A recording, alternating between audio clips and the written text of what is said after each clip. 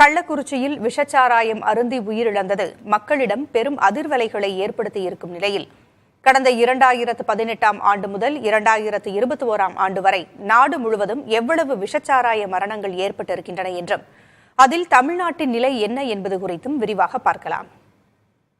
தேசிய குற்ற ஆவண காப்பகம் வழங்கியுள்ள தகவல்களின்படி கடந்த 2018ஆம் ஆண்டு 28 மாநிலங்கள் மற்றும் புதுச்சேரி உட்பட 8 யூனியன் பிரதேசங்கள் என மொத்தமாக 1365 விஷச்சாராய மரணங்கள் ஏற்பட்டுள்ளன. அதில் முதல் 5 இடங்களில் மத்திய பிரதேசத்தில் 410 பேரும், கர்நாடகாவில் 218 பேரும், ஹரியானாவில் 162 பேரும், பஞ்சாபில் 159 பேரும், உத்தரப்பிரதேசத்தில் 78 பேரும் மரணமடைந்துள்ளனர். அந்த ஆண்டு தமிழ்நாட்டில் ஒரு மரணம் கூட நிகழவில்லை. 2019ஆம் ஆண்டை பொறுத்தவரை ஒட்டுமொத்தமாக 1296 பேர் விஷச்சாராயம் அருந்தி உயிரிழந்துள்ளனர். அதில் முதல் 5 இடங்களில் கர்நாடகாவில் 268 பேரும், பஞ்சாபில் 191 பேரும், மத்திய பிரதேசத்தில் 190 பேரும், சத்தீஸ்கர் மற்றும் ஜார்க்கண்ட் மாநிலத்தில் தலா 115 பேரும், ராஜஸ்தானில் 88 பேரும் உயிரிழந்தனர். 2020ஆம் ஆண்டை பொறுத்தவரை நாடு முழுவதிலும் விஷச்சாராய மரணங்களின் எண்ணிக்கை ஓரளவு குறைந்திருந்தது.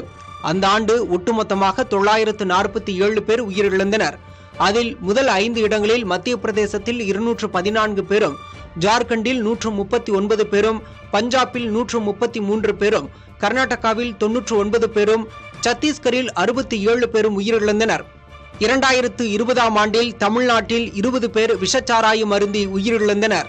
2021ஆம் ஆண்டை பொறுத்தவரை ஒட்டுமொத்தமாக 782 பேர் உயிரிழந்தனர்.